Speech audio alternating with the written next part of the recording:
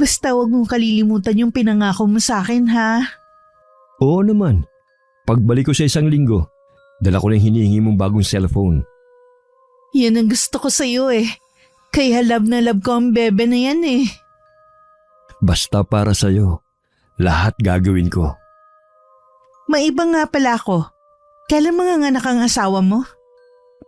2 linggo na lang isisilang na ni Alona ang bunso naming anak. Baka naman kapag may bago ka ng baby mawalan ka na ng oras sa akin. Hindi yun mangyayari. Siyempre, ikaw pa rin ang una sa akin. Talaga lang ha? Oo naman. Wala ka bang tiwala sa akin? Siyempre meron. Kaya lang di ba magastos kapag may bagong silang na sanggol? Baka mamaya tipirin mo ko sa allowance ha? Ibang nakalaan para sa'yo. Iba rin para sa pamilya ko. Kaya alisin mo na sa isip mo yan baka tipirin kita.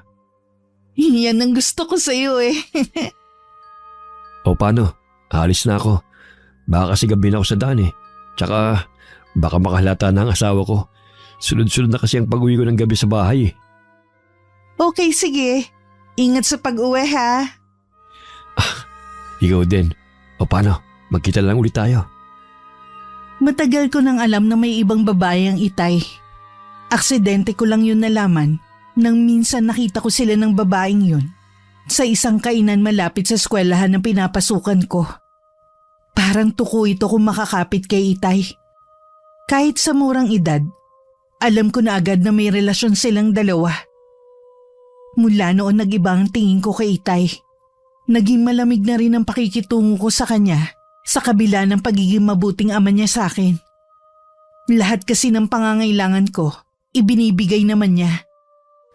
Sa kabila ng pagiging mabuting ama niya sa akin, hindi na nawala ang hinanakit ko sa kanya. Dahil sa pagtataksil na ginagawa niya sa aking ina. Gustuhin ko mga ipagtapat kay ina yan ng lalaman ko. Lagi naman akong pinangungunahan ng takot. Ayoko masira ang pamilya namin. Katulad ng mga kakilala ko na walang ama sa tabi nila. Hindi pa ba tapos ang ginagawa mo, nak? Malapit na po, Tanay. Meron po ba kayong ipag-uutos sa akin? Meron sana. Pero tapusin mo muna yung ginagawa mo. Baka importante yan. Pwede ko naman po itong gawin mamaya. Sa isang araw pa naman ito kailangan. Hindi po ako nagmamadali na matapos to. Ganun ba? Pwede mo bang sunduin si Aling Violi sa kanila? Bakit po, Nay? Manganganak na po ba kayo? Nako, hindi pa. 2 linggo pa bago lumabas ang kapatid mo. Gusto ko lang kasing magpahilot. Medyo nangangalay kasi ang balakang ko Hindi po ba masama ang magpahilot ang buntis? Hindi naman. Tsaka hindi naman ang tiyan ko ang hihilutin Sige po, susunduin ko na po si Aling Violi sa kanila. Salamat anak ha. Mag-iingat ka sa pagpunta mo sa kanila. Tumango lang ako kay inay at saka kumuha ng jacket. Malamig na kasi ang simoy ng hangin kapag ganong magdidisyembre. Lakad takbo ang ginawa ko. Dahil may kalayuan din ang bahay na nag-iisang kumadrona sa lugar namin. Mga nasa 20 minutos din ang nilakad ko. Bago nakarating sa bahay ni Aling Violi na nasa gitna ng bukirin. Agad naman akong pinatuloy ng may edad ng babae habang naghihintay. Sandali lang naman ako naghintay at lumakad na rin kami. Sinamahan pa kami ng apo niyang lalaki para may kasama siya sa pag-uwi mamaya. Sabi niya, hirap na raw kasi siyang makaaninag kapag inaabot siya ng dilim sa daan. Pagdating sa bahay, dumiretso na siya sa kwarto kung saan naroon ang inay. Sa sala na lang ako naghintay habang kausap ang apo ni Aling Violi. Ilang sandali pa, lumabas na rin si Aling Violi. Gaya ng nakagawian nito, ibinigay ko na sa kanya maligamgam na tubig. Umiinom ito ng maligamgam na tubig bago umuwi. Pumasok naman ako sa kwarto. Nadatnan ko pang nakahiga ang inay. Ano po ang sabi ni Aling Violi? Natural lang daw na manakit ang balakang ko dahil malapit na akong manganak. Sinabi rin niya na kapag hindi umikot ang kapatid mo sa sinapupunan ko, posibleng suhi ko siyang ilalabas. Di po ba mahirap kapag suhi? Sabi nga ni Aling Violi, baka daw hindi ko kayanin kapag dito sa bahay ako manganganak. Dapat daw sa ospital. May kalakihan pa naman ang kapatid mo. Sundin niyo na lang po ang sinasabi ni Aling Violi. Para din naman po yun sa inyo eh. Inaalala ko kasi malayo ang ospital dito sa atin. Halos 4 na oras din ang biyahe. Baka hindi na rin ako umabot. Paano po yan? Ano po bang napag-usapan niyo ng itay? Gusto niya si Aling Violi ang magpaanak sa akin. Bahala na nga. Baka umikot naman ang kapatid mo sa sinapupunan ko bago ang araw ng panganganak ko. Dahil sa nalaman ko, hindi ko tuloy maiwasan na mag-alala at kabahan. Nung pinagbuntis kasi ako ng inay noon, muntik na malagay sa peligro ang buhay niya. Kaya wala na sanang balak akong sundan. Pero bigla naman nabuntis siya pagkatapos ng maraming taon. Gusto ko na rin magkaroon ng kapatid dahil naiinggit ako sa mga kaibigan ko na may tumatawag sa kanilang kuya at ate. Tsaka nalulungkot din ako dahil solo lang akong anak. Pero ngayong nalaman ko na maselan pala ang pagbubuntis ng inay, parang ayoko na lang magkaroon ng kapatid. Pinagpahinga ko na lang ang inay at ako na lang ang nagluto ng hapunan. Ilang sandali lang, dumating na rin ang itay. May dala itong pasalubong para sa amin. Walang kibo naman ako nagmano sa kanya. Ang nanay mo? Nasa kwarto po ninyo. Medyo masama ang pakiramdam niya. Katunayan po niyan pinasundo niya si Aling Violi. Pupunta ko lang inay mo ha? Nakaluto ko na ba? Opo. Mabuti. Maghain ka na. Tatawagin ko na rin ang inay mo para makakain na siya ng hapunan. Tumango lang ako kay itay at tumalikod na rin siya. Ako naman nagsandok na ng kanin at ulam. Naglagay na rin ako ng 3 plato at kubyerto sa mesa. Naupo na rin ako sa upuan ko habang hinihintay ang paglabas nila. Ilang sandali pa, narinig ko na ang paparating na yabag ng mga magulang ko. Nang sulyapan ko sila, nakaalalay ang itay kay inay hanggang makaupo ito. Pinaglagyan rin niya ng kanin at ulam ang inay sa plato nito. Ang dami mo namang inilagay na kanin sa plato. Alam mo naman na hindi na ako pwedeng kumain ng marami ngayon. Oo nga pala. Pasensya ka na, nakalimutan ko. Akin na ang kalahati sa kanin mo. Ako nakakain. Wala nga sana akong balak kumain ngayon eh. Sobrang sama ba talaga ng pakiramdam mo ngayon? Hindi naman. Tsaka sabi naman ni Aling Violi, normal lang daw na manakit ang balakang ko. Medyo malaki rin kasi ang sanggol sa sinapupunan ko eh. Kaya nakakaramdam ako ng ngalay. Excited na ako sa paglabas ng bunso natin. Plano kong wag munang pumasok ng ilang araw kapag malapit ka ng manganak. Talaga? Buti naman.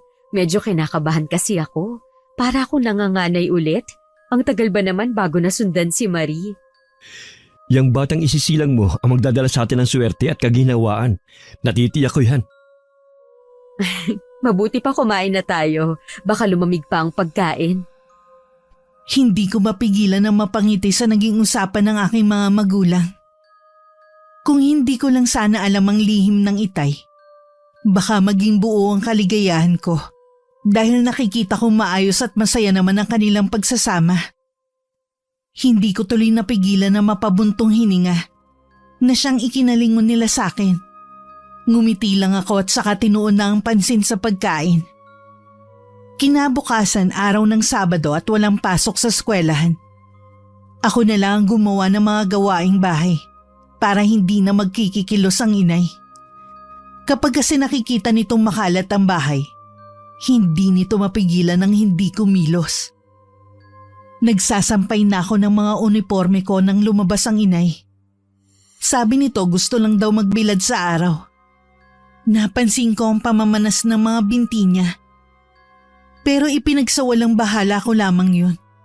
Dahil sa pag-aakalang dala lamang yun ng pagbubuntis nito. May binanggit ba ang itay mo kanina bago siya umalis? Wala naman po, Nay. Tiyak nagagabihin na naman siya ng uwi. Lagi naman po siyang ginagabi kapag araw ng Sabado. Nababanggit niya po ba sa inyong dahilan? Ang sabi lang niya kapag ganitong araw marami silang ginagawa. Bakit naman bigla ka nagtanong?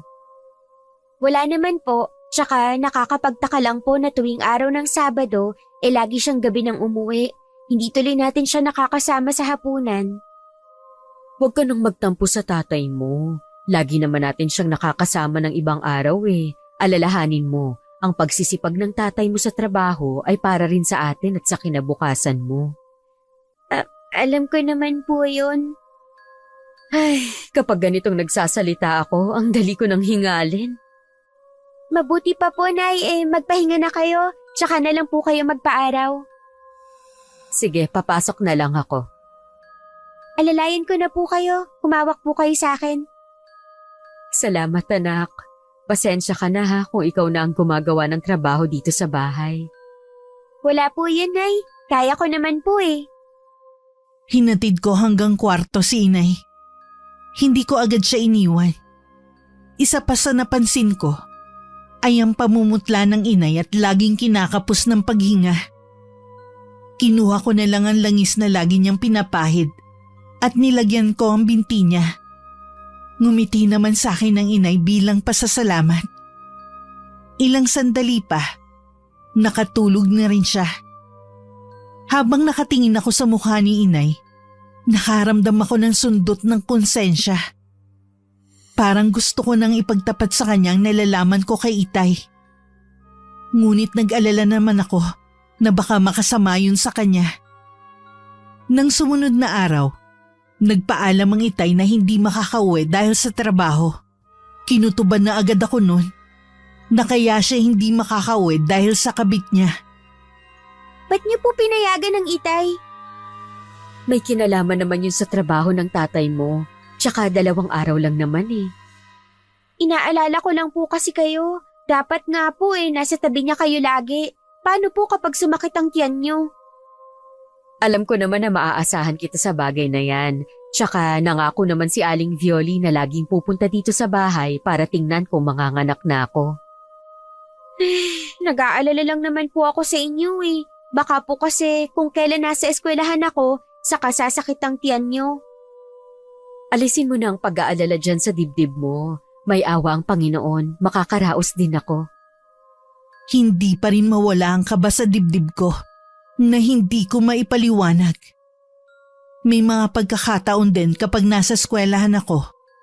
Gustong-gusto ko na agad makauwi para makita ang inay. Nakadagdag pa sa aking pag-aalala ang nakikita kong pagkabalisa kay inay. Tila meron siyang dinaramdam na ayaw sabihin sa akin. Habang ang inay balisa sa pagbubuntis at ako naman ay labis na nag-aalala, ang Itay naman ay nagpapakasaya sa kabit niya. Buti hindi naginala ang asawa mo, na hindi naman talaga trabaho ang dahilan kung bakit hindi ka umuwi ng 2 araw sa inyo. Malaki ang tiwala ng asawa ko sa akin. Kaya malabo maghinala yun ang may ginagawa ko sa likod niya. Uuwi ka na ba agad niyan? Inaayos mo na kasi ang gamit mo Kailangan kong umuwi ng maaga. Lagi na kasing dumadaing ng pananakit ng tiyan ng asawa ko Mabuti yung nasa tabi niya ako. Hay nako, ngayon pa lang nga na hindi lumalabas ang anak niyo, nagmamadali ka ng umuwi. Paano pa kaya kapag nandyan na? Baka tuluyan ka nang mawalan ng oras sa akin. Sinabi ko naman sa'yo na hindi mangyayari na mawawalan ako ng oras para sa'yo. Sana nga mapanindigan mo ang sinasabi mo. Alalahanin mo ang mga sakripisyo ko nang ikaw ang piliin ko. Alam ko naman yun Sana naman maintindihan mo rin ang sitwasyon ko. O sige, umuwi ka na. Baka mamaya nga mga anak na ang asawa mo. Babalik din naman ako bukas Kaya huwag ka na magtampo. Sige ka, papangit ka niyan. Ilang gabi nang hindi kumakain ng inay. At ang Itay naman ay laging gabi nang umuwi. Kaya madalas mag-isa akong kumakain. Nang mga oras na yun balisa ang inay. Kinausap niya ako na tila ba naghahabilin na. Huwag mong kalilimutan ang mga pangaral ko sa iyo, anak, ha? Mag-aaral kang mabuti. Yan ang kayamanan na hindi nila mananakaw sa iyo. At kapag lumabas na ang kapatid mo, Baka mahalin mo siya at alagaan, ha? Mahal na mahal ko kayo. Bakit po ba niyo sinasabi ang bagay na yan? Ewan ko ba, anak? Pakiramdam ko kasi baka hindi ko na masasabi ang bagay na to pagdating ng panahon. Kaya gusto ko nang sabihin ngayon sa'yo. Napansin ko po na nagiging iyakin ata kayo mula nang magbuntis kayo. Normal lang ang ganito, Marie. Kapag naging ina ka na rin, maiintindihan mo rin ako. Nay, mahal na mahal ko rin po kayo. Patawarin niyo po ako kung naglilihim ako sa inyo. May inililihim ka sa akin? Tsaka ako na lang po sasabihin sa inyo. Tungkol ba saan ang bagay na yan? Makailang ulit pa ako napalunok. Hindi ko rin magawang salubungin ng titig ng inay. Nang handa na akong ipagtapat sa kanya ang lahat ng nalalaman ko. Tsaka naman dumating ang itay. Marami itong dalang pasalubong sa amin. Sandaling nawala ang atensyon sa akin ng inay at sinalubong ang itay. Nagpa siya ako na tuluyan na lang na huwag sabihin dito ang nalalaman ko. Nung gabing yun hindi ako makatulog. Laman ang isip ko na pag-usapan namin ng inay. Isang linggo bago ang takdang panganganak ng inay, bigla na lang sumakit ang tiyan niya. Maaga nun umalis ang itay para sa trabaho. Ako naman ay hindi pa nakakaalis papuntang eskwelahan. Agad kong sinundo si Aling Violi. Gusto ko sanang nasa loob din ako ng kwarto. Pero hindi pumayag ang kumadrona. Habang nasa likod ng pinto, dinig ko ang mariing pag-iri ng inay. Pati na rin ang sinasabi ng kumadrona. Lumipas ang ilang oras bago ko narinig ang matinis na pagpalahaw ng isang sanggol. Walang pasabi na pumasok ako sa loob. Agad akong tumabi kay inay. Basa ng pawis ito. Bakas ang hirap at pagod sa panganganak. Si Aling Violi naman ay abala sa paglilinis ng sanggol. Lalaki po ang kapatid ko, Nay. Sa wakas, may kapatid na rin ako. Marie, ikaw na ang bahala sa tatay at kapatid mo, ha?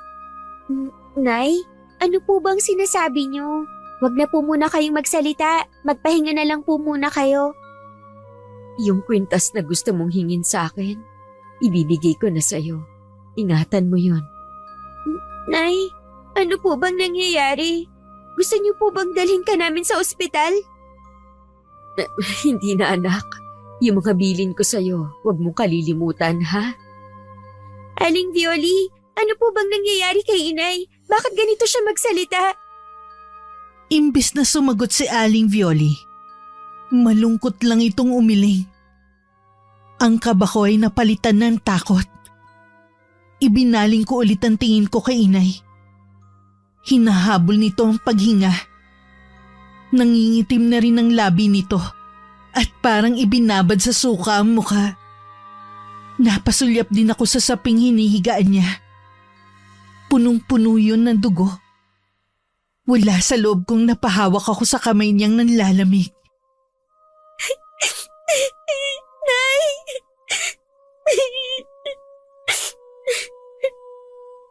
Marie, lagi ko kayong babantayan ng kapatid mo.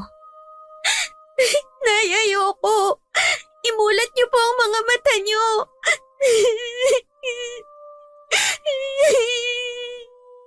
Ngunit wala ng tugon ng inay. Kitang-kita ko kung paano niya habulin ang kanyang paghinga. Ang biglang paghigpit ng hawak niya sa kamay ko at ang biglang pagluwag ng kapit niya. Ang iyak ko ay naging malakas na palahaw.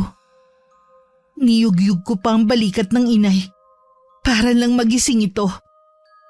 Nang wala ng tugon mula rito, niyakap ko na lang ang katawan niya habang patuloy sa pagpalahaw. Hindi ko na rin inalintana kung marinig man ako ng mga kapitbahay. Wala na akong maalala kung paano kinuha sa bahay ang katawan ng inay para dalhin sa morgue sa bayan. Lahat ng taong lumapit sa akin para kausapin ako ay hindi ko pinapansin. Basta nakatingin lang ako sa kawalan. Ni hindi ko na nga alam kung umiiyak pa ba ako Nung dumating ang inay na nasa kabaong na, dahan-dahan akong humakbang palapit sa kanya. Doon ulit ako napahagulgol ng iyak. Lumapit naman sa akin si Itay. At pareho kaming umiyak sa harap ng puting kabaong ng inay. Bakit niyo kami iniwan? Paano na kami?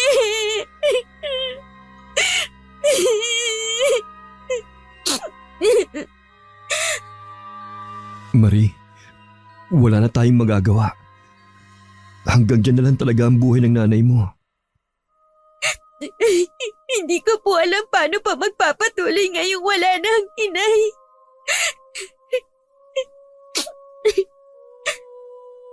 Nandito pa ako, anak. Hindi ko kayo pababayaan ng kapatid mo. Tayo magdadamayan sa lahat ng oras. Sa kabila ng pagdadalamhati ko, hindi ko pa rin mapigilan ang umuusbong na galit sa puso ko. Sa kaibuturan kasi ng puso ko, may bahagi nito ang sinisisi ko ang Itay. Kung naging tapat lang siya at pinili sana niyang manatili sa tabi ng inay, baka hanggang ngayon ay buhay pa rin ito. Sa tindi ng emosyon ko, hindi ko na namalayan ang pagyukom ng kamao ko. Sa loob ng 5 araw na nakaburo ng inay, hindi ako umaalis sa tabi niya. Nawala na rin sa isip ko ang tungkol sa bagong silang kong kapatid. Ni hindi ko nga naalala man lang alamin kung sino ang nag-aalaga rito. Sa huling araw na ihahatid na namin ng inay, tahimik na lang akong lumuluha habang nakatingin sa kabaong na ibinababa sa hukay. Nang lumapat ang kabaong nito sa lupa, tsaka ko inihagis ang hawak kong puting rosas na paboritong bulaklak ng inay. Nang mga oras na yun, dama ko ang tila may nakatingin sa akin. Pagpaling ko sa isang bahagi ng sementeryo, malayo kung nasan ako, may nakita kong babaeng nakaputi na nakatingin sa akin. Dahil malayo ito, hindi ko makita ang muka. Nililipad pa ng hangin na mahaba nitong buhok at laylayan ng suot na bestida.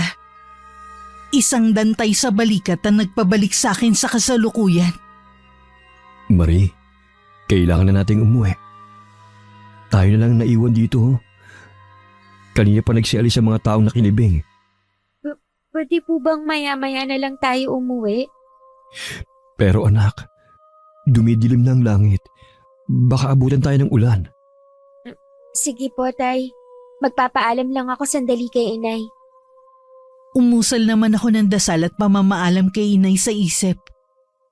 Bago humakbang paalis sa sementeryo, sinulyapan ko muna kung saan ko nakita ang babaeng nakaputi. Ngunit wala na ito. Marahil ay may dinalaw lang na kamag-anak sa sementeryo. Nang makauwi kami, nadatnan namin doon ang tiyahin ko at ang asawa nito. Nakababatang kapatid ni Itay si Tita Vanji. Matagal nang kasal ang mga to pero hindi pa rin binibiyayaan ng anak. Nang biglang umiyak ang kapatid ko sa kuna, noon ko lang naalala ito. Lumapit ako rito at bigla na naman tumulo ang luha ko sa pagkaalala na maaga kaming naulila sa ina. Narinig kong sinabi ni Tita Vanji na kukunin na nila ang kapatid ko. Nagulat ako sa narinig ko at nagtanong sa kanila. Marie, pansamantala munang aalagaan ng tiyahin mo ang kapatid mo. Hindi maaari! Kailan pa kayo nagdesisyon tungkol sa bagay na to? Alam mo may trabaho ako at ikaw naman ay nag-aaral pa. Walang mag-aalaga sa kapatid mo. Wala na nga ang inay. Pati ba naman kapatid ko gusto niyo pang ilayo? Pansamantala lang naman eh. Babalik din dito ang kapatid mo. Intindihin mo naman ang sitwasyon natin. Ako na lang po ang mag-aalaga sa kapatid ko. Hindi na po ako mag-aaral. Ano ba yung kalokohang sinasabi mo? Hindi ka titigil sa pag-aaral. Alam mo yan ang pangarap namin ng inay mo sa'yo, ang makapagtapos ng pag-aaral. Gumawa po kayo ng paraan para hindi malayo sa atin ang kapatid ko. Masakit din sa akin na malayo ang kapatid mo. Pero kailangan natin magsakripisyo. Hindi naman siya pababayaan ng tiyahin mo eh. Mas mahalaga ng kapatid mo sa puder nila. Pero tay...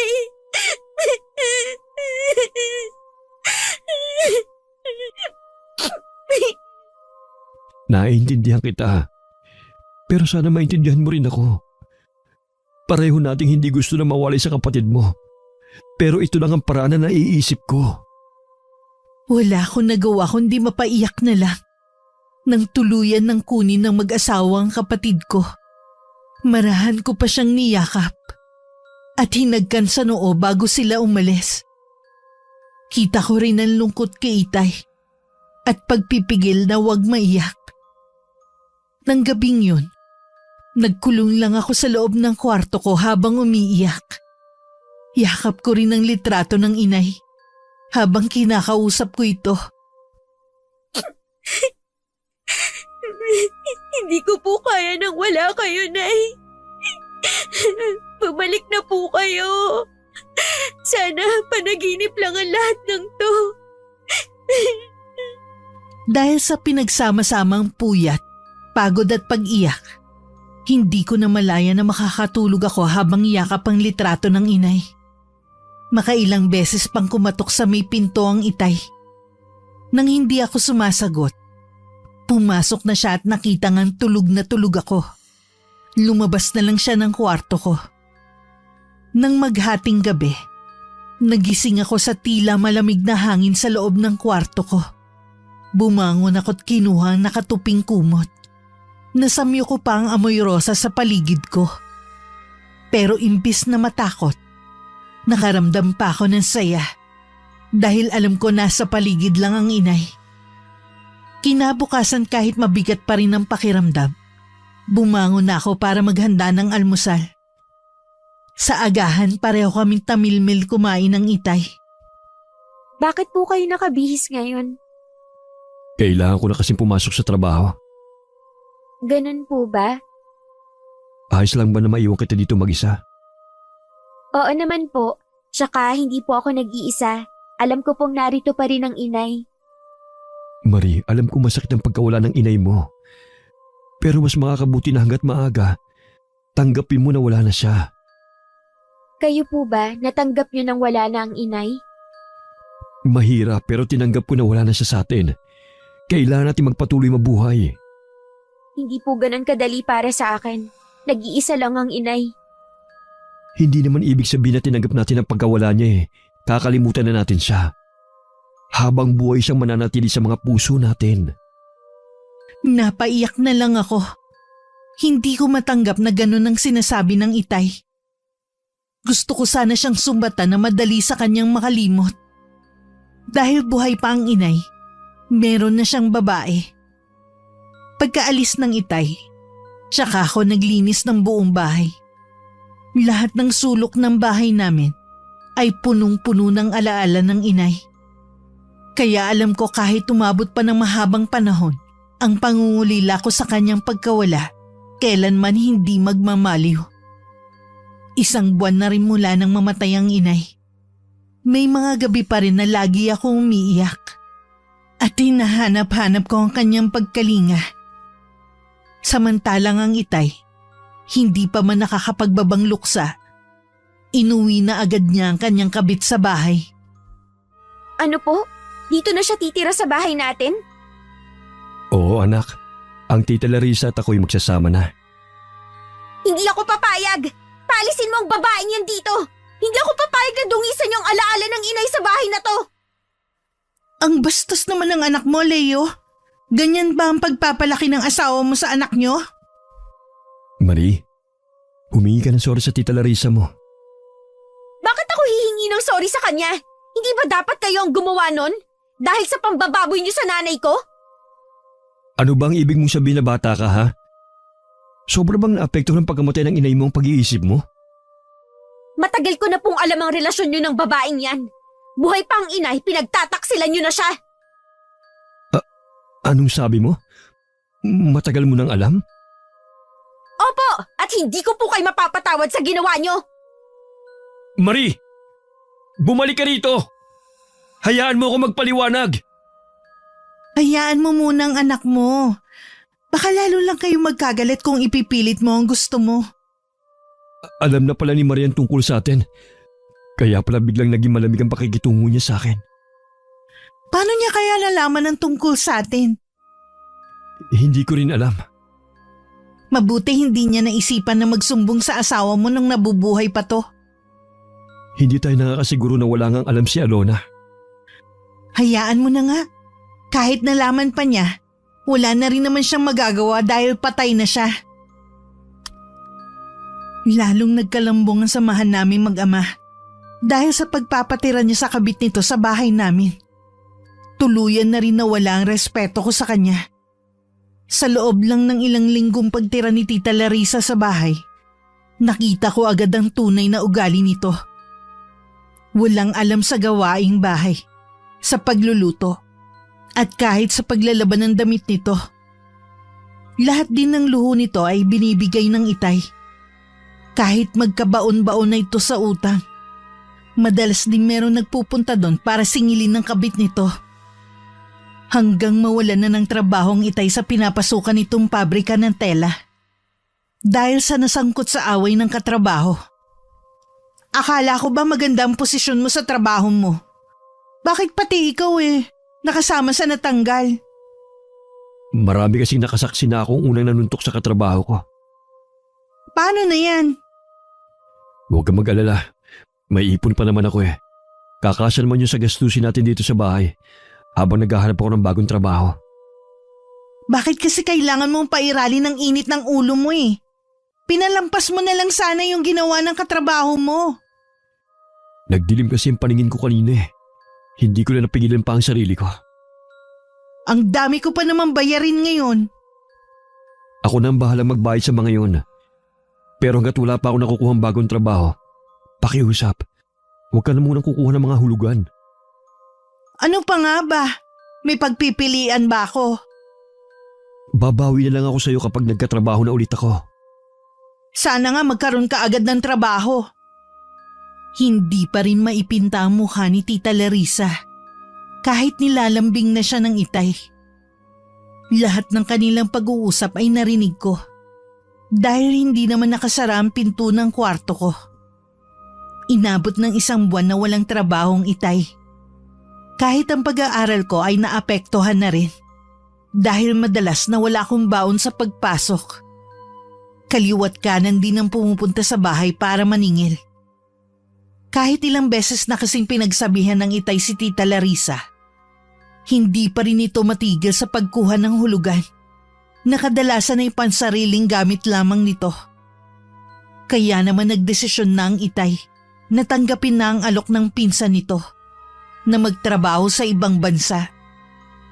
Tay, pati ba kayo iiwan na rin ako? Kailangan ko tong gawin anak alang-alang sa inyo ng kapatid mo. Mula nang mawalan ako ng trabaho, natigil na rin ako sa pagpapadala ng sustento sa kanya. Pero tay, pwede naman po kayong dito na lang maghanap ng bagong trabaho, di ba? Sa totoo lang anak, lahat na nakakilala ko nilapitan ko na para matulungan ako sa paghahanap ng trabaho. Kaso wala din sila may tulong sa akin Tsaka, baon na rin tayo sa utang Dahil po ba kay Tita Larissa kaya tayo nabaon sa utang? Bakit hindi rin siya magtrabaho para tulungan niya kayo sa pagbabayad ng utang niya? Marie, ako ang lalaki. Obligasyon ko ang Tita Larissa mo. Dahil sa kanya mapapalayo kayo sa akin. Babalik din naman ako kagad Mabilis lang ang 2 taon. Walang nagawa ang pagpoprotesta ko. Natuloy pa rin na umalis ang itay. Kung malungkot ako, kabaliktaran naman si Tita Larissa. Kulang na lang magpakain ito sa sobrang saya. Dahil aalis na ang itay papuntang ibang bansa. Nang kami na lang ang naiwan sa bahay, tuluyan nang ipinakita ni Tita Larissa ang tunay na kulay niya. Marie! Halika nga dito! Bakit po, Tita Larissa? Nagtatanong ka pa? Anong ginawa mo sa damit ko, ha? Bakit may mancha to? Hindi ko po alam. Hindi mo alam? Sa'yo ko lang to pinalaba. Alam mo ba kung magkano bili ko sa damit na to, ha?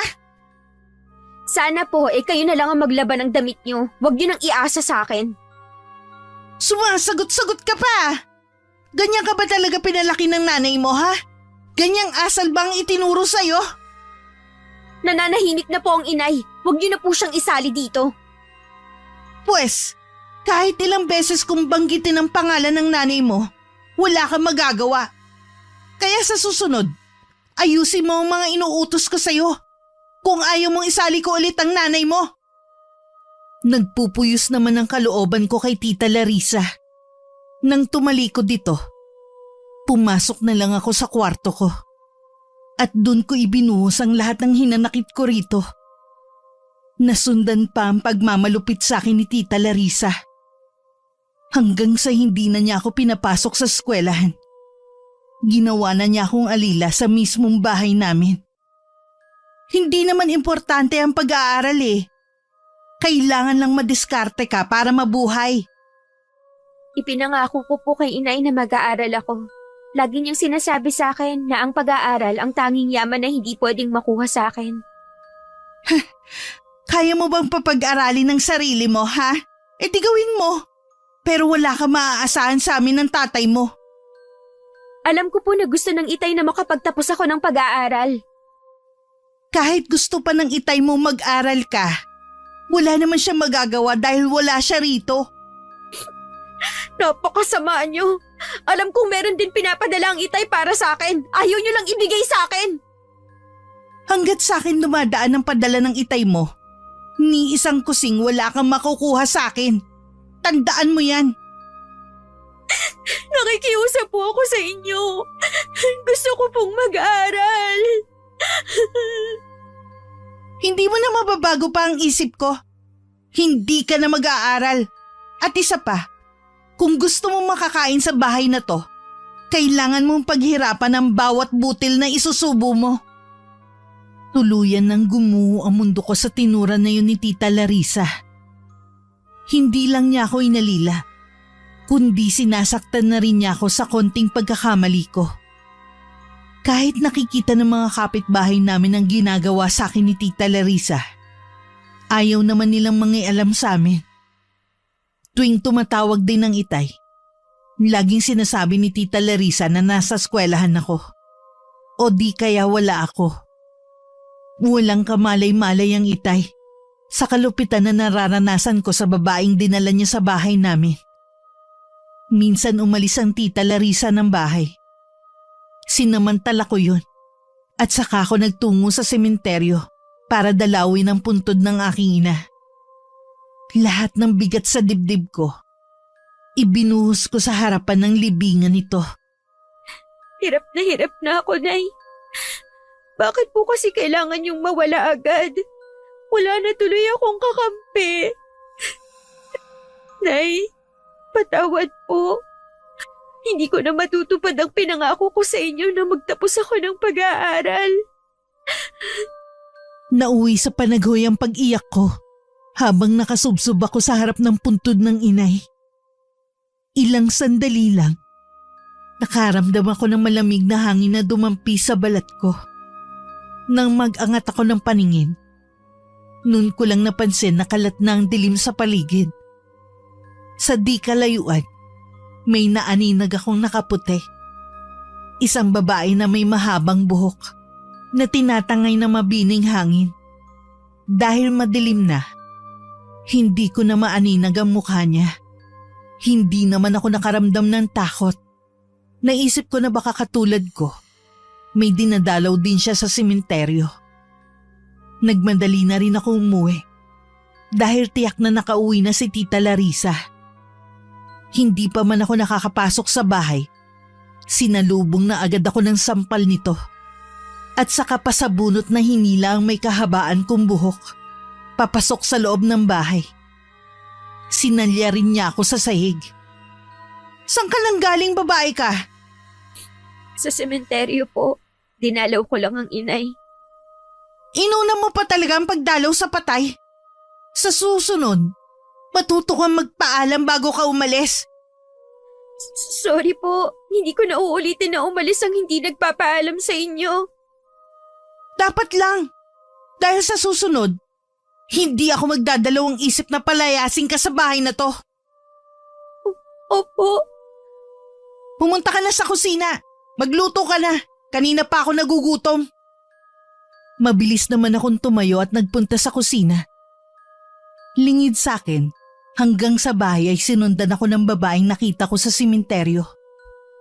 Dahil malaki ang pagkakabukas ng pinto, nakita rin siya ni Tita Larissa na nakatayo sa tabing daan habang nakatingin sa bahay namin. Sa pagkakatingin sa babae, ginapangan na matinding kilabot si Tita Larissa. Pabagsak pa nitong naisara ang pinto. Ako naman pinagsabay na ang pagsasalang ng sinaing at ulam para mabilis na akong makapagluto. Sa tapat ng kalan, may bintana doon na nakatapat sa daan. Bigla ako napasulyap doon. At ganun na lang ang gulat ko nang makita ang babaeng nakita ko sa simenteryo. Marie, nakaluto ka na ba? Malapit na po. Kahit kailan talaga ang kupad mong kumilos? Pasensya na po, Tita Larissa. Ilang minuto na lang po makakakain na kayo. Kung hindi ka ba naman lumayas-layas, di sana nakaluto ka na kanina pa. Hindi na lang ako sumagot pa. Hahaba lang kasi ang usapan at paulit-ulit lang ang gagawin nitong paninisi. Sandaling nawala ang atensyon ko sa babaeng nakita ko. Nung sumulyap ulit ako sa labas ng bintana, wala na ito roon. Naisip ko kung guni-guni ko lang ba yun o totoo may babae akong nakita. Nang makaluto ako, agad na akong naghain para makakain na si Tita Larissa. Hindi man lang niya ako inalok na sumabay na sa kanya. Kinailangan ko pa siyang hintayin matapos kumain bago ko kainin ang tira niya. Hanggang sa pagtulog, dala ko pa rin ng bigat sa dibdib ko. Laman din ng isip ko ang babaeng nakita ko kanina. Nang sumunod na araw, madalas ko pa rin siyang nakikita sa di kalayuan na nakatingin sa akin. Marie! Lumapit ka nga dito!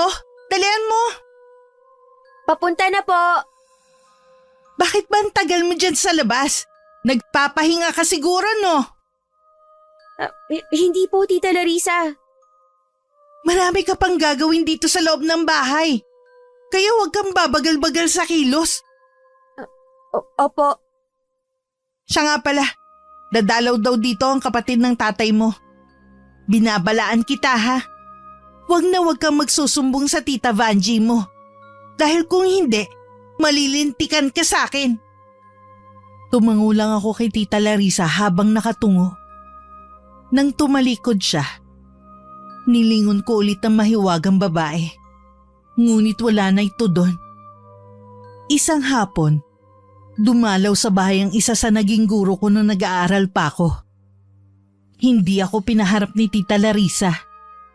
Nasa kwarto lang ako, pero naririnig ko ang pinag-uusapan nila. Nag-aalala ang guro ko kung bakit bigla ang pagtigil ko sa pag-aaral. Sayang naman daw ang potensyal ko. Ang dahilan ni Tita Larissa, nagpapagamot daw ako. Dahil nagkaroon ako ng depression sa pagkamatay ng aking ina. Yun din ang dahilan para magtrabaho sa ibang bansa ang aking ama. Para matustusan ang aking pangangailangan. Nang makaalis ang bisita, galit na kinausap ako ni Tita Larissa. Nagsumbong ka ba ha? Kaya biglang sumugod dito yon? Hindi po. Wala naman po ako nakakausap ni isa sa mga kaklase ko. Siguraduhin mo lang talaga, Marie. Dahil kung hindi, malilintikan ka sa akin. Marami pa sanang gustong sabihin si Tita Larissa. Ngunit pareho kaming natigilan nang biglang nahulog sa saiga mga display sa sala. Napahakbang ako ng mabilis sa mga yon. Dinampot ko ang larawan ng inay na kasama sa nahulog. Bigla ring lumakas ang ihip ng hangin sa paligid. Nang sulyapan ko ang kortina sa may bintana, hindi naman yun gumagalaw. Nahintakutan namang pumasok ng kwarto nito si Tita Larissa. Napangiti ako habang pinagmamasdan ko ang litrato ng inay. Kasalukuyan niya akong pinagbubuntis nang kinuhanan ng litrato na yon. Napakaaliwalas ng mukha nito at kitang-kita ang saya sa mga mata at ngiti niya. Matulin na lumipas ang mga araw. Tila namamanhid na ako sa ginagawang pagmamaltrato sa akin ni Tita Larissa. May mga pagkakataong hindi ko na magawang umiyak dahil sa pananakit niya. Tinanggap ko na lang ang kapalaran ko. Marie, tatawag ang tatay mo mamaya. Gusto ka niya makausap. Siguro naman alam mo na ang gagawin mo. Wag na wag kang magsusumbong. Dahil kung hindi, bago dumating ang tatay mo napalayas na kita dito sa bahay na to. Opo, Tita Larissa. Siya nga pala. Napansin mo ba yung babaeng laging nakatingin dito sa bahay? Hindi po. Pinagtanong-tanong ko na kasi ang babaeng yon, pero walang nakakakilala sa kanya. Baka naman po napadaan lang. O hindi kaya dayo lang sa lugar natin. Dahil sa babaeng yun, kung ano-ano tuloy ang pumapasok sa isip ko. Ano po ang ibig niyong sabihin? Wala. Kalimutan mo nang sinabi ko yun. Kung wala na po kayong sasabihin, babalik na po ako sa kusina. May tinatapos lang po akong gawain doon. Sige, bumalik ka na sa ginagawa mo. Nagtataka naman ako sa ginagawin ni Tita Larissa. Pero hindi na ako nag-abalang mag-usisa. May mga pagkakataon kasi na kapag hindi nito gustong tinatanong, basta na lang akong sinisinghalan. Hindi lang nalulung sa mga material na bagay si Tita Larissa. Natuto na rin siyang magsugal at manlalaki. Ang lalaking karelasyon nito ay nakilala niya sa pagsusugal. May mga pagkakataon na doon na nito pinapatulog ang lalaki. Nang hindi ako makatiis, kinumpronta ko na siya. Wala na po ba kayong kahihiyan para patulugin ang lalaking yan dito sa bahay namin? Sino ka para pagsalitaan ako ng ganyan? Hindi na po kayo naawa kay Itay na nagpapakahirap sa pagtatrabaho sa ibang bansa para mabigay lang ang gusto nyo? Tumigil ka ha? Dahil kung hindi, paduduguin ko yung nguso mo. Sinabi ko na sa'yo na ayaw kong sinasagot-sagot ako. Kaya kong tiisin ang pananakit nyo sa akin, pero hindi ang ginagawa nyo kay Itay. Bakit? Anong gagawin mo? Magsusumbong ka ha? Oo, isusumbong ko ng mga ginagawa nyo sa bahay na to. Hindi ko na kayang manahimik pa. Subukan mo, Marie. Hindi mo pa nakikita kung paano ako tunay na magalit. Kulang pa ang ginagawa ko sa'yo para makita mo kung sino ako. Hindi na po ako natatakot sa inyo. Ganun ha? Sinusubukan mo talaga ako. Hinila ni Tita Larissa ang buhok ko at sinalya ko sa sahig. Tumama pa ang balakang ko sa upuang kahoy. Hindi pa siya nakontento. Kinubabawan ako at makailang beses inuntog ang ulo ko sa sahig. Halos magdilim na ang paningin ko ng mga oras na yun. Hindi pa rin siya nakontento. Paulit-ulit din niya akong sinampal.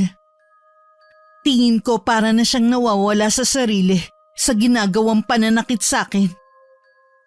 Tumigil lang siya nang hilahin siya ng lalaki nito na nagising dahil sa komosyon. Parang nahimasmasan naman si Tita Larissa at parang nagsisisi sa ginawa sa akin. Sa huli, siya pa ang gumamot sa mga pasa at sugat na natamo ko sa kanya. Marie, pasensya ka na ha. Hindi ko naman sinasadya eh. Nagdilim kasi ang paningin ko kanina. Ikaw kasi grabe ka kung makasagot-sagot sa akin. Hayaan nyo na lang po akong makaalis sa bahay na to. Hindi ko na kaya ang ginagawa niya sa akin. Hindi kita maaaring payagan. Sa akin ka inihabilin ng itay mo. Gusto ko na lang pong umalis dito. Diba, gusto niyo naman akong palayasin na. Makinig ka sa akin. Hindi ka aalis sa bahay na to. Dito ka lang sa kwarto mo. Hanggat hindi gumagaling ang mga pasa at sugat mo. Ayoko na nga po dito. Sa tingin mo, tanga ako para payagan kang umalis na lang basta? Baka mamaya magsumbong ka pa. Takot naman pala kayong isumbong. Bakit nga ako kailangan saktan ng ganito? Kasi nga, ang tigas ng ulo mo. Ayaw mo makinig sa akin. Akala mo din kung sino kang sumagot-sagot. Tama lang po na sagutin ko kayo. Masama ang ginagawa nyo. Nanggigigil na naman ako sa'yo, ha? Diyan ka na nga. Hindi ka lalabas ng kwarto na to hanggat wala akong pahintulot. Huwag niyo akong ikulong dito! Tita Larissa, huwag niyo ilak ang pinto! Tita Larissa, buksan niyo to!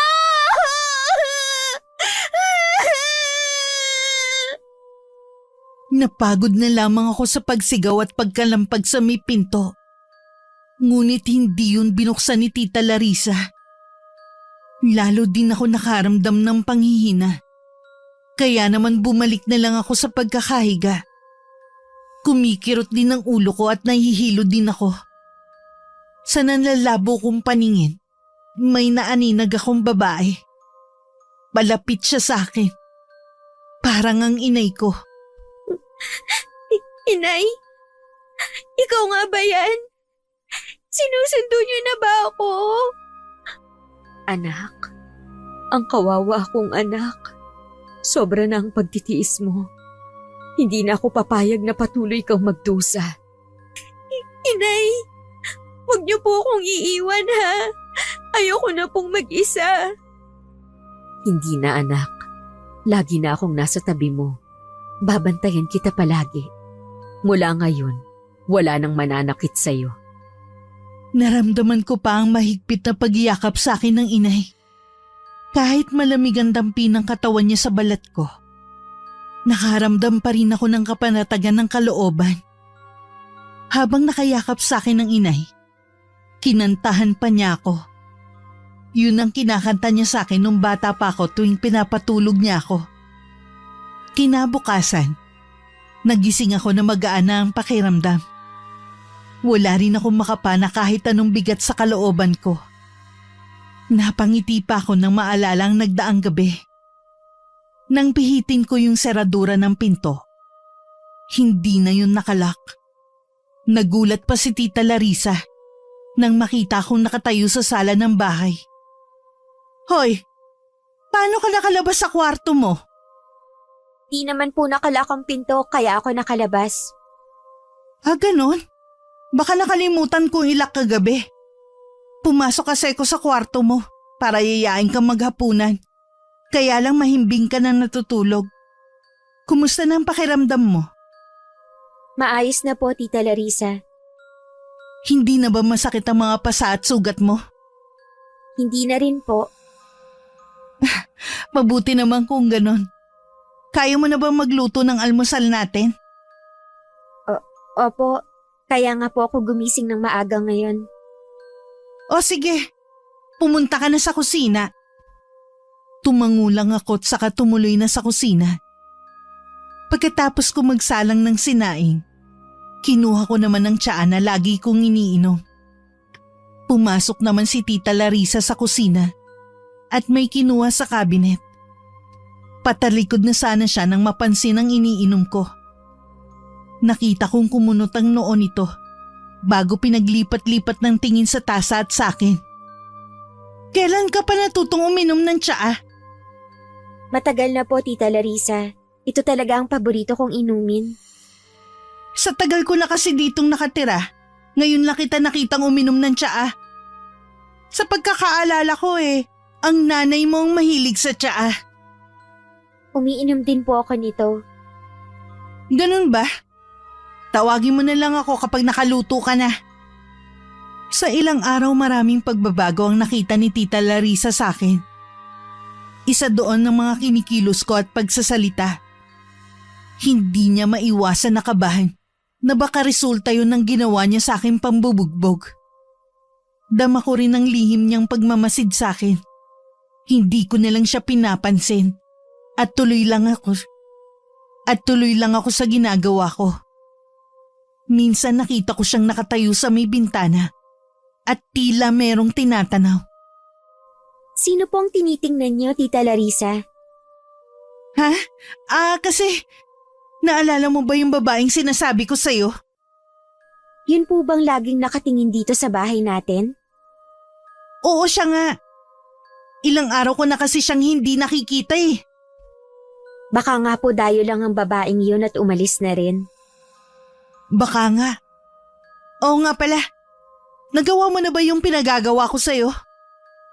Tapos na po, Tita Larissa. Tambak na nga pala yung mga plantsahin. Mamalansya ka na bago ka matulog mamayang gabi. Opo, may itatanong po sana ako sa inyo. Ano yun? Bilisan mo na at may gagawin pa ako. Wala akong oras na makipagkwentuhan sa'yo.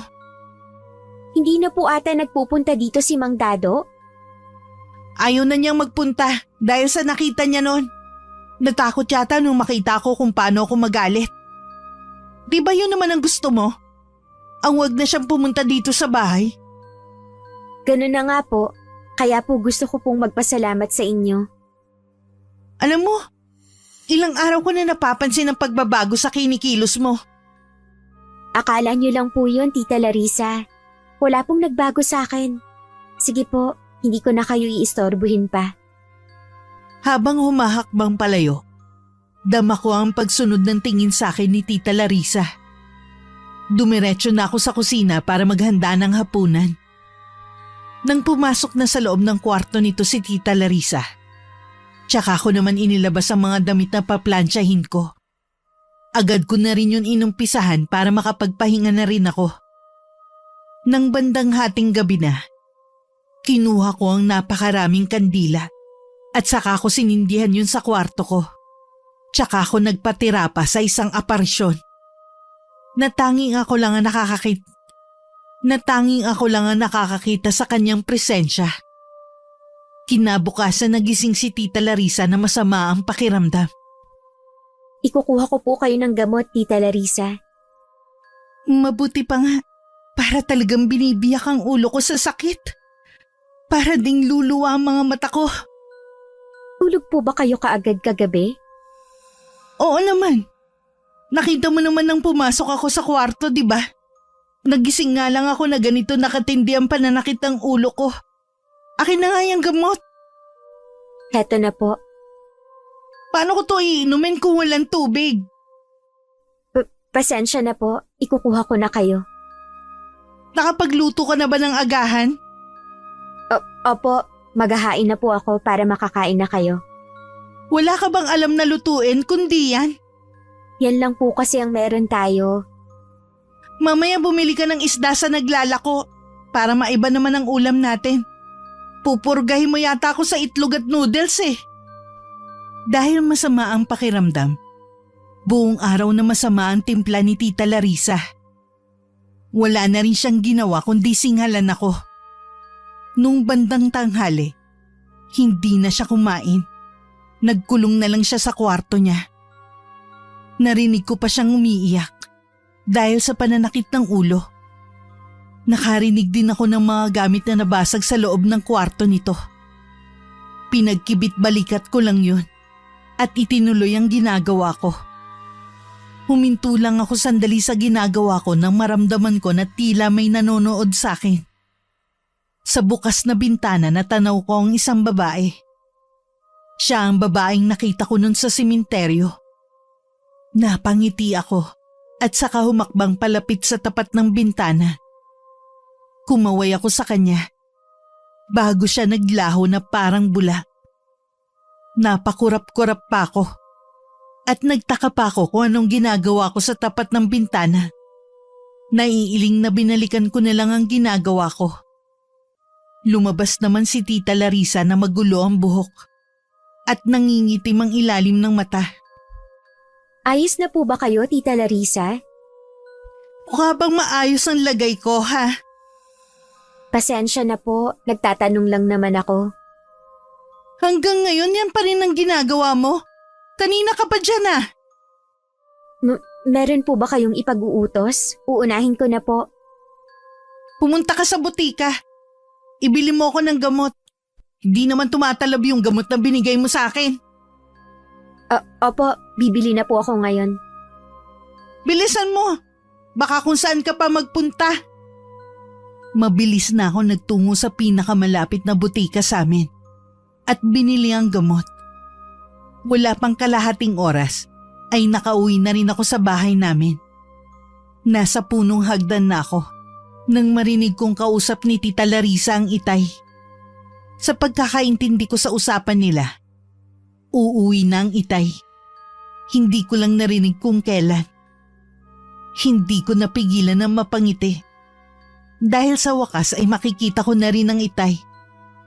Huminga muna ako ng malalim bago pumasok sa bahay. Heto na po ang gamot niyo, Tita Larissa. Bakit ang tagal mo? Nilakad ko lang po kasi papuntang butika. Ikuha mo na lang ako ng makakain. Kanina pa ako nagugutom. Opo, Tita Larissa. Halata kay Tita Larissa ang sobrang gutom. Sunod-sunod kasi ang pagsubo nito at para bang aagawan. Ngunit ilang minuto lang pagkatapos niyang kumain, isinuka rin niya ang lahat ng kinain niya. Nagsisigaw pa ito na meron daw mga buhay na uod sa isinuka niyang pagkain. Pero wala naman ako nakita na anumang gumagalaw na uod mula ron. Bulag ka ba? Hindi mo nakikita napakaraming uod. Ayan o! Wala naman po ako nakikita, Tita Larissa eh. Ikaw talaga. Ang mabuti palinisin mo na lang yan. Lalo lang sumasama ang pakiramdam ko sa'yo eh. Pumasok na lang sa kanyang silid si Tita Larissa. Ako naman nililinis ko na ang suka niya. Pagkatapos pumasok na rin ako sa kwarto ko para magsagawa muli ng isang ritual. Bago ko usali ng mga salitang Latin na mula pagkabata ay kabisado ko na, humakbang muna ako palapit sa malaking salamin. Imbes na refleksyon ko ang makita ko, ang inay ang nakikita ko sa salamin. Inay, miss na miss ko na po kayo. Ako rin, anak. Mahal na mahal ko kayo ng kapatid mo. Kailan po tayo ulit magkakasama? Balang araw, Marie. Muling mabubuo ang pamilya natin. Magtiwala ka lang. Inay! Lagi mo lang isa sa isip na lagi akong nandito. Hindi kita pababayaan. Wala nang sino man ang mananakit sa'yo. Habang nakatitig ako sa salamin, biglang naglaho ang refleksyon ng inay. Nabatid ko na nasa loob siya ng katawan ko. Ang inay ang nagsasalita at kumikilos dahil sa pagsanib niya sa aking katawan. Bago sumapit ang umaga, natapos ko na rin ang ritual ko para pahirapan pang lalo si Tita Larissa. Sa loob lamang ng ilang araw, kapansin-pansin na ang pagbabago sa katawan ni Tita Larissa. Natuyo ang balat nito at laging nalalalim ang mata dahil hindi makatulog ng maayos. Hindi pa rin po ba maayos ang pakiramdam niyo? Bakit hindi niyo po subukang magpatingin sa doktor? Nakakatakot na malaman na may malala pala akong sakit. Kesa naman po uminom kayo ng iba't ibang gamot na hindi naman tumatalab sa inyo. Mabuti na po yung maresetahan kayo ng tama. Pag-iisipan ko yung sinabi mo. Huwag niyo na po sanang patagalin. Baka lalong lumala ang lagay niyo. Ay, nakakapanibago ka talaga. Tuwing nagsasalita ka para kang ibang tao. Akala niyo lang po yun. Pero ako pa rin po ito. Susundin ko ang sinabi mo na magpatingin sa doktor. Bukas na bukas din. Pupunta ako sa ospital na malapit dito sa atin. Mabuti naman po, Tita Larissa.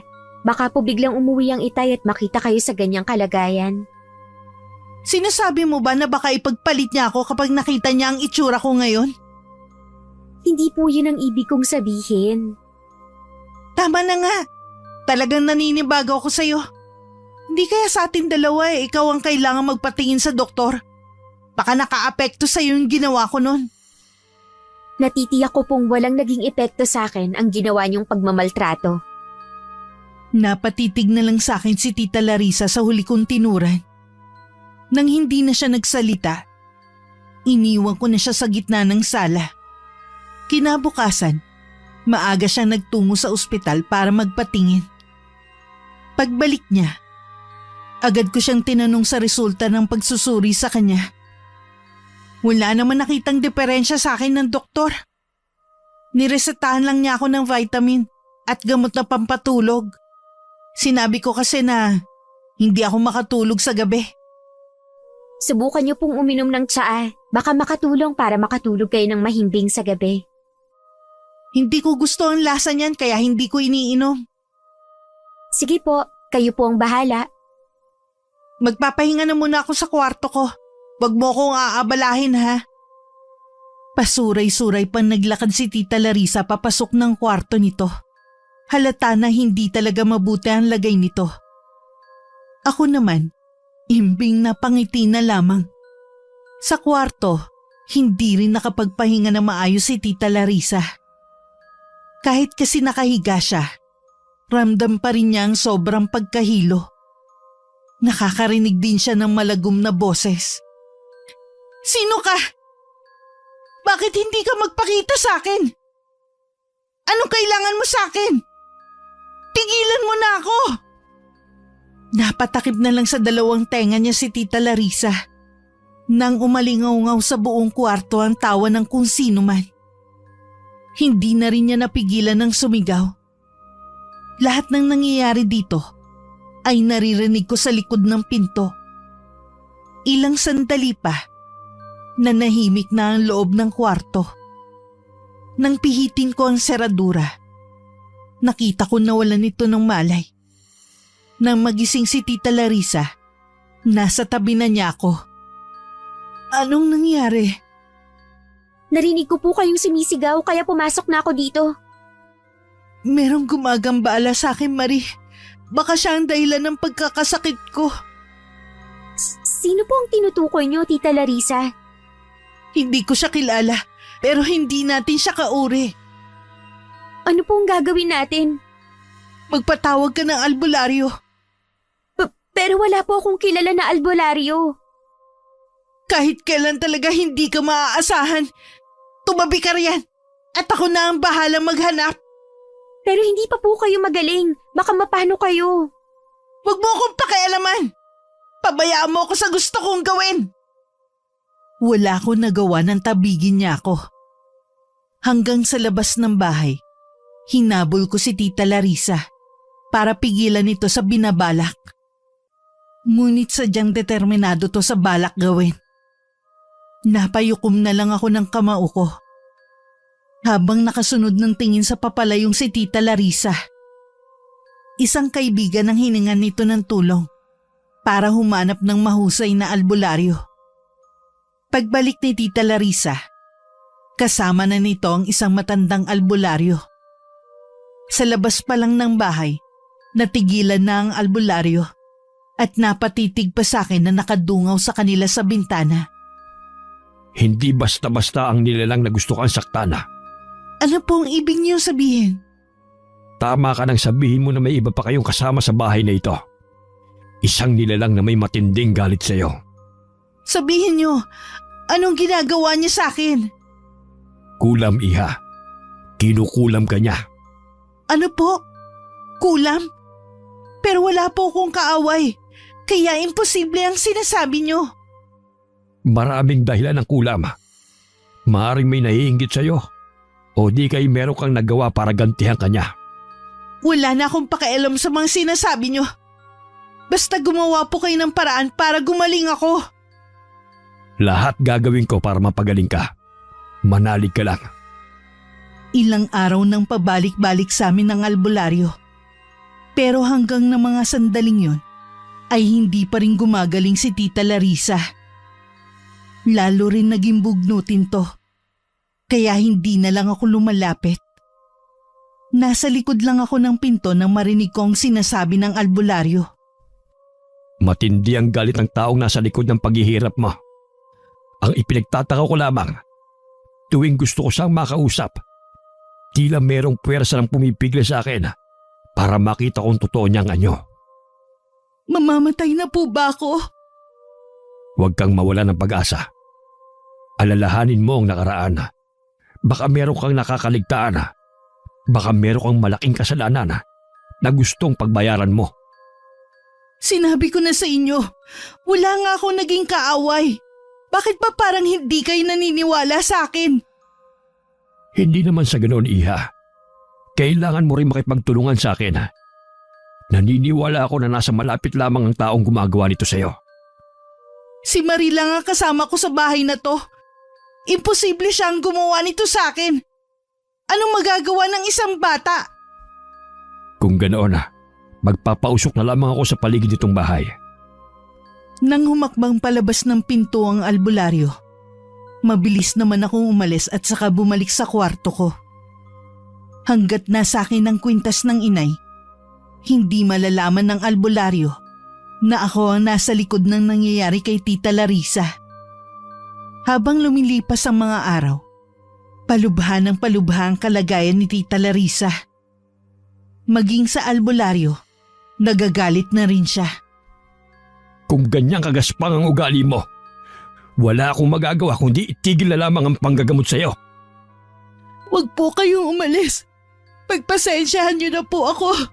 Nahihirapan na po kasi ako eh. Hanggat hindi mo inaamin ang nagawa mong kasalanan, habang buhay ka ang pahihirapan ng sakit mo. Handa po ako magbayad. Pagalingin niyo lang ako. Tandaan mo, hindi lahat ay kayang tapatan ng pera. Hindi lamang material ang dapat mahalagahan sa mundong ito. Tumatak sa puso't isipan ko ang mga tinuran na yun ng albularyo. Sa puso ko bilang si Marie, handa na akong magpatawad at kalimutan ang lahat. Pero sa puso ko bilang si Alona, hindi ko makapasa puso ko ang pagpapatawad. Nang sumunod na araw, hindi ko inaasahan na bigla na lang darating ang itay. Sa sobrang pananabik ko sa kanya, patakbo ko siyang niyakap. Kumusta ka na, anak? Ayos lang po, pero hindi si Tita Larissa. Nabalita akong lahat ng nangyari dito. Maging ang kalupitan sa'yo ng Tita Larissa mo. Kaya nga bigla akong napauwi dito sa atin eh. Kanino niyo po nalaman? Sa Tita Vanji mo. Siya mismo nakakita sa ginagawa sa'yo ni Larissa. Kinakarma na po ata siya. Kasi po, sabi ng albularyo, may kumukulam po sa kanya. Kulam? Sinabi ba ng albularyo kung sinong nasa likod ng pangungulam sa Tita Larissa mo? Hindi po, pero araw-araw po siyang pinapahirapan. Pupuntahan ko lang ang Tita Larissa mo sa kwarto. May mga pasulubong nga pala ako sa'yo. Mamaya ko na ibibigay. Hindi na nahintay ng itay na makasagot ako. Nagmamadali na siyang puntahan si Tita Larissa. Sumunod naman ako hanggang sa may pinto. Nakita kong nakayakap ang itay kay Tita Larissa. Akala ko pa naman, magbabago na ang pakikitungo niya kay tita. Dahil nakarating na sa kanya ang ginagawang kalupitan sa akin ng kabit niya. Huwag ka na matakot. Nandito na ako. Ayoko pang mamatay, Leo. Kumuha ka ng paraan. Oo, lahat gagawin ko gumaling ka lang. Maghahanap tayo ng magagaling na manggagamot. Hindi ko na matagalan ang eksena nilang dalawa. Kaya nagpupuyos ang kalooban ko na tumalikod. Dumiretso na lang ako sa kwarto ko at nagsindi ng kandila sa altar. Mula nang dumating ang itay, hindi na siya umaalis sa tabi ni Tita Larissa. Ang pananabik ko tuloy na makasama siya ay biglang naglaho. Napalitan yun ng paninibugho. Bakit parang mas naaawa pa kayo sa nangyari kay Tita Larissa kumpara sa nangyari sa akin? Marie, nagpaliwanag na ang Tita Larissa mo at humingi na rin siya ng dispensa sa akin. Hindi naman daw niya yung sinasadya eh. Kung alam niyo lang ang hirap na naranasan ko sa kamay niya. Naiintindihan kita, anak. Hayaan mo, babawi ako sa'yo. Hindi na po kailangan. Sana hindi na lang kayo bumalik. Parang wala na rin kasi akong tatay. Marie, sumusobra ka na ha? Kaya nagagalit siya yung Tita Larissa mo eh. Dahil sa ugali mong yan. Di lumabas din ang totoo. Mas siya ang kinakampihan niyo kaysa sa akin. Hindi totoo yan. Ikaw naman kasi. Kung alam niyo lang ang dinanas ko sa kamay ng babaeng yan, Tay. Alam ko naman yun. Pero patawarin mo na lang ang tita Larissa mo. Hindi mo ba nakikita na ihirapan na rin siya sa sakit niya? Anong gusto mo?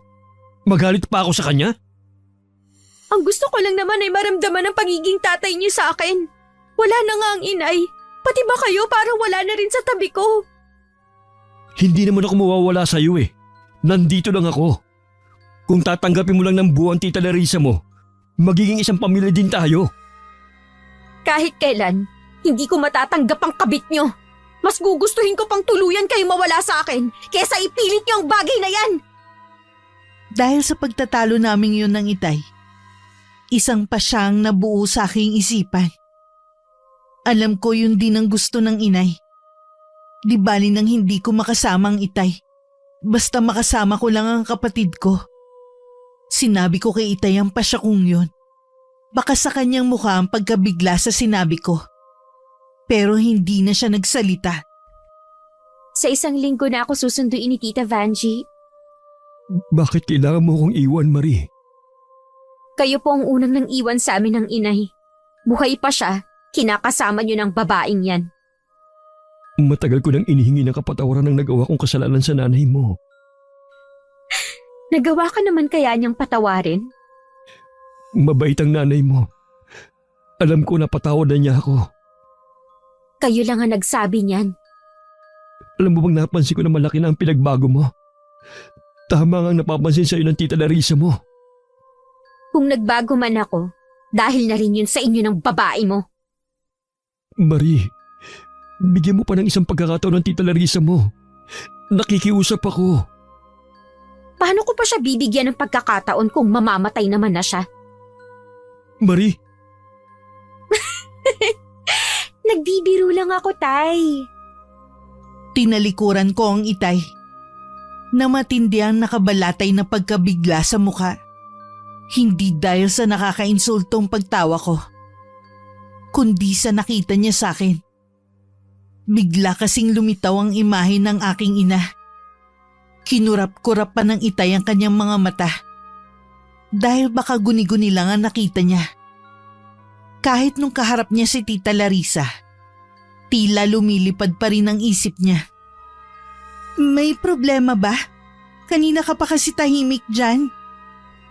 Nasabi mo sa akin na binanggit sa'yo ng albularyo na hindi niya makita ang totoong itsura ng taong nagpapakulam sa'yo. Oo. Parang nanggagaling daw sa ilalim ng lupa ang kapangyarihan ng taong yun. Maaaring tama siya. Kaya nahihirapan siyang pagalingin ka. Sa dami ng kasalanang nagawa ko, kulam lang pala ang makakatapat ko. Siya nga pala. Aalis na si Marie sa bahay na ito. Ha? Saan siya pupunta? Titira na siya sa kapatid kong si Vanjie. Pinayagan mo? Yun ang makakabuti. Sa tingin ko kasi hindi kanya matatanggap. Lalo na sa mga ginawa mo sa kanya. Di ba nagpaliwanag na rin ako sa'yo kung bakit ko yun nagawa? Nauunawaan kita at napatawad na rin kita. Pero hindi si Marie. Matigas talaga ang kalooban ng anak mo. Naiiling na lang ang itay. Batid niya kasi na may katotohanan ng sinabi ni Tita Larissa. Nagpaalam ako kay tatay na dadalawin ko ang inay sa sementeryo. Pumayag naman siya. Basta wag lang daw ako magtatagal. Nang nasa harapan na ako ng puntod ng inay, tumabi sa akin ang babae. Nilingon ko siya at saka ngumiti. Bago ko umalis ng sementeryo, lumingon pa ako sa babae na walang iba kundi ang inay. Alam kong matatahimik na rin siya ngayon. Dahil alam niya na magiging maayos na ang buhay ko. Pagdating sa bahay, inayos ko na rin ang mga damit na dadalhin ko. Maaga kasi akong susunduin ng tiyahin ko. Malayo ang bahay nila. Tsak matatagalan pa bago ako makabalik dito sa bahay namin. Isa sa mamimiss ko ay ang kwarto ko. Kinabukasan maaga akong gumising. Nagulat pa ako nang ipagtimpla ko ng gatas ng itay. Ayaw mong kumain kaya ipinagtimpla na lang kita ng gatas. Inumin mo muna anak. Salamat po, Tay. Kapag nandun ka na, pagbutihin mo pag-aaral mo ha. Alam ko naman na matalino ka eh. Yan kasi ang pangarap namin ng inay mo. Ang makatapos ka. Opo, Tay. Magtatapos po ako gaya ng gusto ng inay. Hindi naman ako nag-aalala sa'yo. Alam ko naman na hindi ka papabayaan ng Tita Vanjie mo eh. Nalulungkot lang ako na mas pinili mo magkalayo tayo. Hindi naman po kasi ako ang kailangan niyo eh. Nandyan naman si Tita Larissa. Marie, sana mapatawad mo ko sa mga naging kasalanan ko at pagkukulang ko bilang ama mo. Tay, ingatan niyo po ang sarili niyo. Iwasan niyo po ang magkasakit. Wala pong mag-aalaga sa inyo. Anak ko, Itay, Mahigpit akong niyakap ng itay. Naramdaman ko pa ang pagpatak ng mga luha niya. Napaiyak na rin ako. Pero sa kabila ng kalungkutan ko, buo na ang pasya ko na sumama kay Tita Vanjie. Nang dumating ang tiyahin ko, narinig ko pang nagbili ng itay na huwag akong pababayaan at ang kapatid ko. Bago ako sumakay sa sasakyan na naghihintay sa amin, muli ko niyakap si itay. Habang lulan ng sasakyan, pilit kong nilalabanan ng lumingon. Baka kasi hindi ko mapigilan ang sarili ko na bumaba at bumalik sa bahay. Ilang buwan na ako sa poder ng tiyahin ko nang mabalitaan namin na pumanaw na si Tita Larissa. Hindi na raw kinaya ng katawan nito ang sakit. Bumalik na rin ako nun sa pag-aaral. Ilang buwan pagkatapos mamatay ni Tita Larissa, nakipagkita si itay sa amin ng kapatid ko. Nagkapatawaran na rin kami. Pagkatapos muli siyang bumalik sa ibang bansa para magtrabaho. Buwan-buwan lagi siyang nagpapadala. At madalas din siyang tumatawag at kinukumusta kami. Hanggang makapagtapos ako ng pag-aaral, hindi na muling bumaling si itay sa ibang babae. Kami na lang ng kapatid ko ang pinagtuunan niya ng panahon. Malimit niyang banggitin noon, gusto niyang bumawi sa amin sa mga pagkukulang niya bilang ama. Sa puso't isip ko naman, nangako ako balang araw, kapag matanda ng itay, ako naman ang mag-aalaga sa kanya. Hindi lang para tumanaw ng utang na loob, kundi dahil mahal ko siya at matagal ko na rin siyang napatawad. Wakas,